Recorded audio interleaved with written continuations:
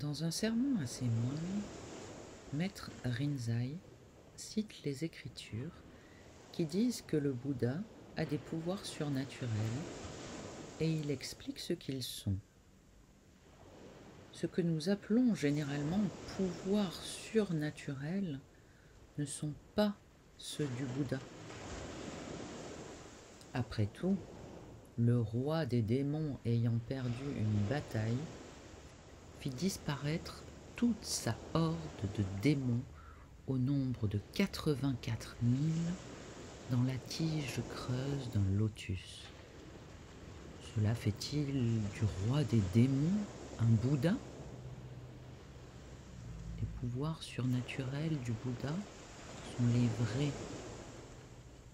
et seul le Bouddha les possède. Voir sans être trompé par la couleur ou par la forme. Sentir sans être trompé par les odeurs. Toucher sans être trompé par l'attouchement. Et penser sans être trompé par les configurations mentales.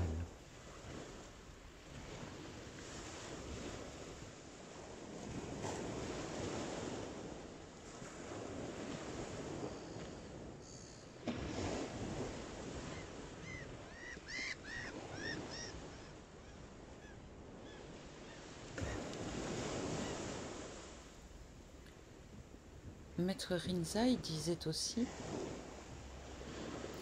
si vous savez qu'il n'y a fondamentalement rien à chercher, vous avez réglé vos affaires. Mais parce que vous êtes de peu de foi, vous tournez en rond, plein d'agitation, cherchant votre tête que vous croyez avoir perdue. Vous ne pouvez pas vous arrêter.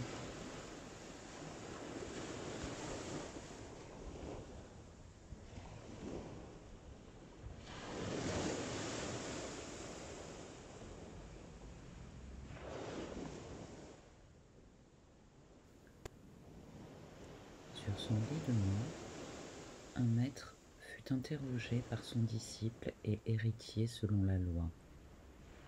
« Maître, y a-t-il autre chose que je doive savoir ?»« Non, dit le maître. Tu es tout à fait satisfait et généreux. Mais il y a une chose à ton sujet qui continue à me tracasser. »« Qu'est-ce » demanda l'héritier. « Dites-le-moi, je vous en prie, pour que je puisse m'en corriger. »« Eh bien, dit le maître, l'ennui, c'est que tu empestes le zen.